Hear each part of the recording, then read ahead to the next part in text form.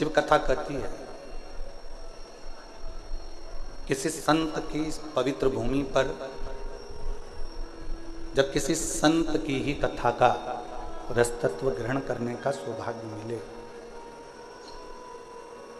संत की ही कथा का लाभ लेने का यदि आप और हमको सौभाग्य मिले, तो ये समझें कि हम कोई साधारण व्यक्ति नहीं है। कहीं भगवान शिव की कृपा से किसी संत की शरणागति में संत का ही रसतत्व ग्रहण करने का सौभाग्य शिव जी की कृपा से प्राप्त हुआ।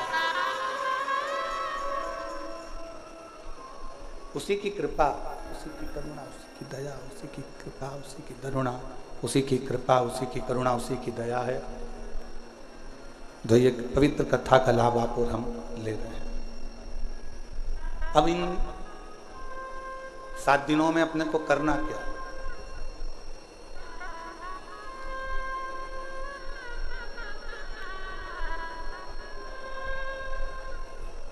अपना घर छोड़ा, पीछे की आवाज बढ़ाओ। राधे, पीछे की आवाज बढ़ाइए, पीछे की, जहां जनता खड़ी हुई है। 7 दिनों में अपने को करना क्या है? जैसे अपना घर छोड़कर आप और हम भगवान की कथा में आकर बैठे हैं, उसी तरह अपने विषयों को, अपनी आसक्ति को, अपनी तृष्णा को, अपने अहंकार को थोड़ा दूर छोड़कर भगवान की शरणागति में आकर बैठना है।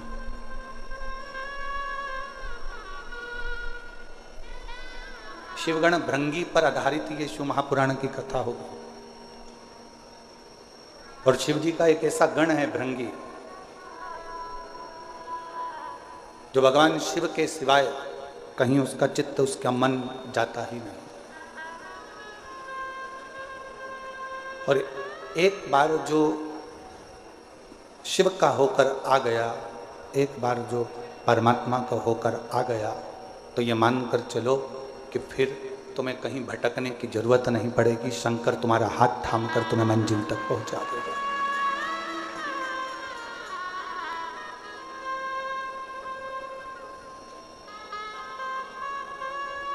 हमने कथा के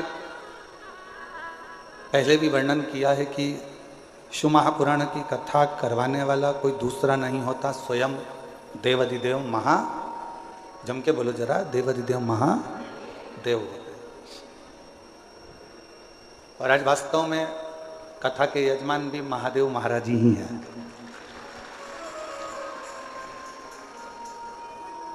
कथा के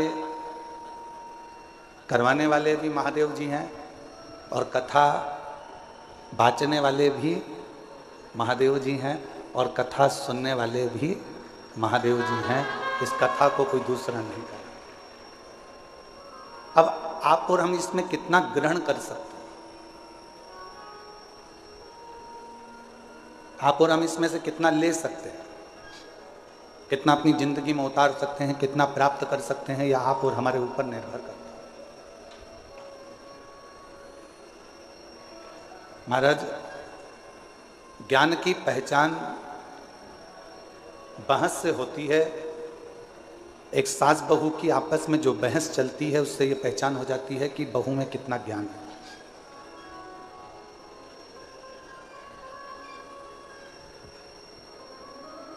परिवार के किसी व्यक्ति की बहस चलती है तो उससे ये मालूम पड़ जाता है कि कौन के परिवार में कितना ज्ञान है।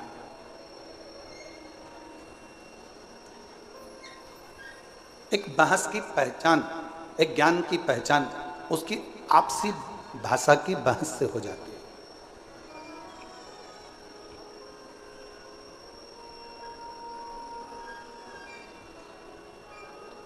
आपने कितना ज्ञान है, या आप किसी से तर्क कर रहे हो, वितर्क कर रहे हो, किसी से बातें कर रहे हो, किसी से बोल रहे हो, बहुत जल्दी पहचान में आ जाता है कि आपके अंदर कितना ज्ञान है, कितना ज्ञान भरा हुआ है, कितना ज्ञान आपके अंतर्गत समाहित है, कितना ज्ञान आपके अंतर्गत है।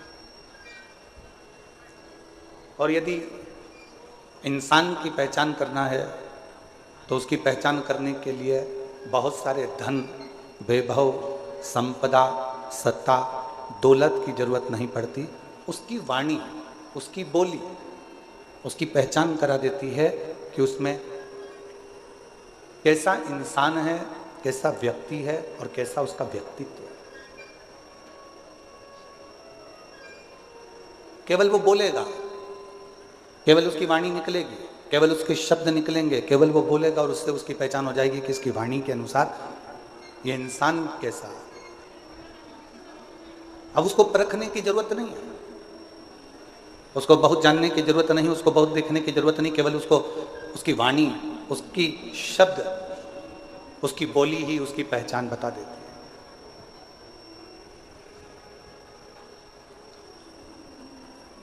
और शिव महापुराण की कथा कहती है,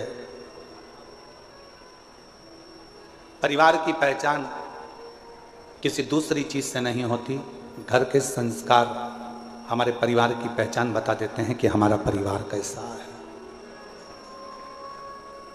एक बच्चों का संस्कार,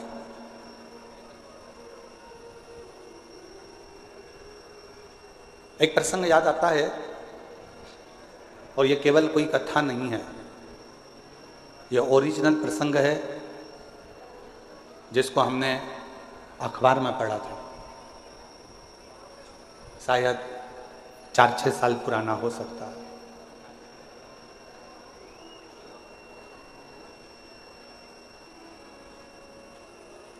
एक माता पिता ने अपने लड़के की शादी एक लड़की से पक्की कर दी।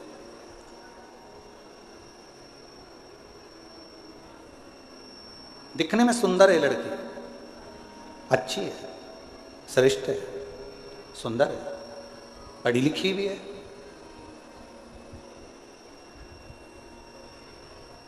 दिखने में उसकी सुंदरता भी है, पढ़ी लिखी भी है और अच्छी भी है। विवाह पक्का हो गया, सगाई हो गई, संबंध जुड़ गया। अब जो लड़के के पिताजी थे, उनके घर में कोई लड़की नहीं थी, तो जिस लड़की से उनका संबंध जुड़ा था उसको उन्होंने बेटी मान लिया। और बेटी माना और ये मन में विचार करा कि ऑफिस जाता ही हूँ, बीच में लड़की वालों का घर पड़ता है, कभी कभी चले जाया करूँगा, मिल के आ जाया करूँगा। ये कोई कथा नहीं है, हमने अखबार में पढ़ा था, 6 साल 8 साल पहले का एक प्रसंग है जो आपको श्रवण करा। अब लड़के के पिताजी लड़की के घर जाते, कभी सुबह सुबह चले जाते तो माँ पोछा लगाती हुई दिखती, झाड़ू लगाते हुए दिखती। इतने में तुरंत लड़के के पिताजी ने लड़की की माँ से पूछा, आप पोछा लगा रही हो? उन्होंने कुर्सी दी, लड़के के पिताजी बैठे, लड़की की माँ झाड़ू निकालते निकालते झाड़ू को रखा, हाथ धोया, पानी लेकर आई, चाय बनाई, समधी जी को पिलाई, समधी जी ने चाय पी, पानी पिया। पानी चाय पीने के बाद में जब वापिस चाय पानी पीने के बाद में पुनः थोड़ी देर बाद वापिस चल दिए, शंभू शंभू शंभू। चाय पानी पीने के बाद वापिस चल दिए। फिर 2-3 दिन हुए, लड़के के पिताजी फिर आ गए। माँ उस समय पर बर्तन मांज रही थी।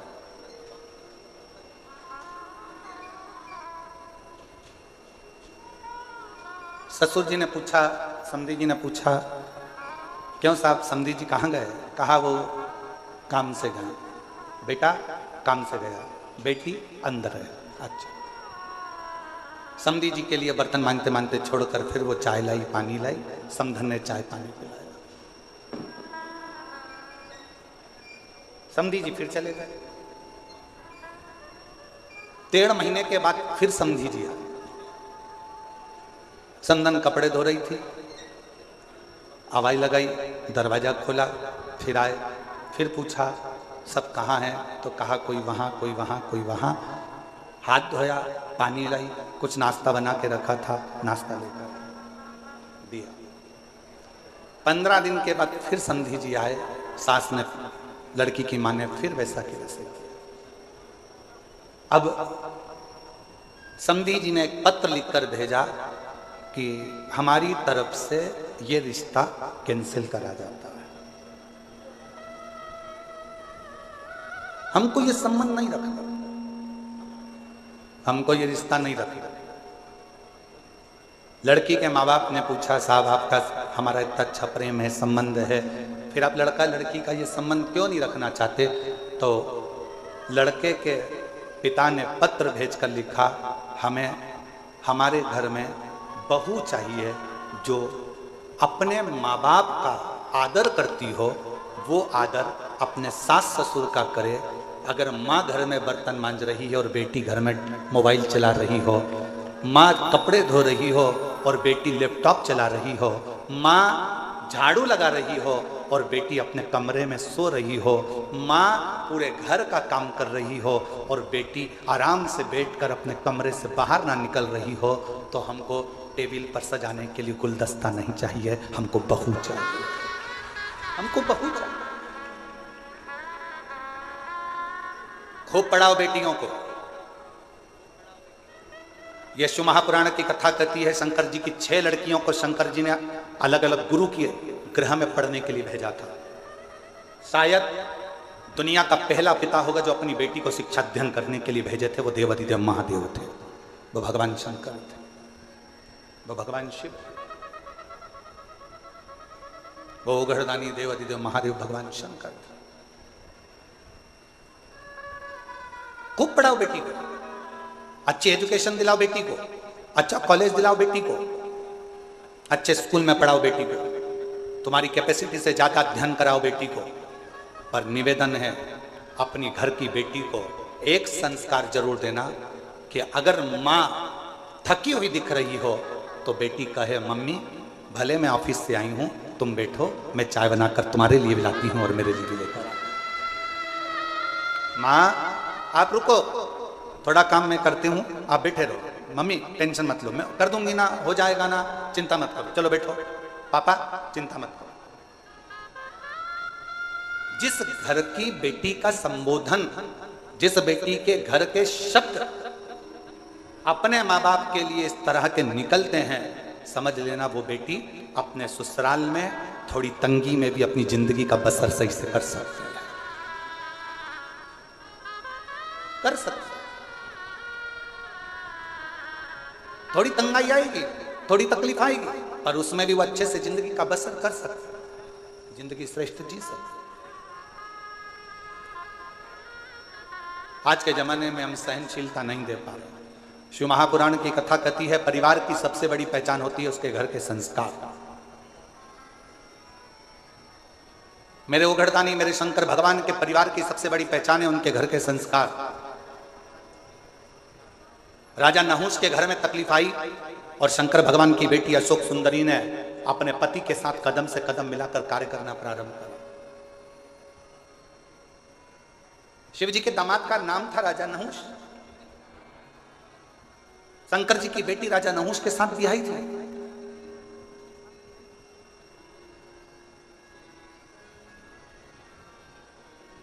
ऐसा नहीं है कि जिंदगी में मुसीबत नहीं आती। हम पहले भी कथा के माध्यम से आपको कहे थे, मंगल सूत्र गले में लड़की के इसलिए बांधा जाता है, विवाह के समय पर लड़का लड़की के गले में मंगल सूत्र इसलिए बांधता है क्योंकि मंगल सूत्र में एक जैसे दाने नहीं होते। मंगल सूत्र में थोड़े दाने सोने के होते हैं तो थोड़े दाने काले होते हैं, थोड़े दाने पीले होते हैं तो थोड़े दाने लाल होते हैं, थोड़े दाने पीले होते हैं तो थोड़े दाने काले होते हैं। लड़की के गले में लड़का शादी के समय पर मंगल सूत्र इसलिए बांधता है कि जैसे मंगल सूत्र में आधे दाने पीले, आधे काले, आधे सोने के, आधे मोती के होते हैं, उसी तरह हमारी जिंदगी एक जैसी नहीं चलती। शादी के बाद कभी खुशियां भी आएंगी तो कभी गम भी आएगा, कभी दुख भी आएगा तो कभी सुख भी आएगा। एक जैसा जीवन नहीं रहेगा। पर आखिरी में मंगल सूत्र में एक बड़ा सा पिंडिल होता है और शिव महापुराण की कथा कहती है, जब संघर्ष के दिन, अच्छे और बुरे दिन निकलते निकलते थक जाते हैं, तब एक समय पर अच्छी जिंदगी का पिंडिल तुम्हारी किस्मत में आ ही जाता है। तुम्हें घबराने की जरूरत है।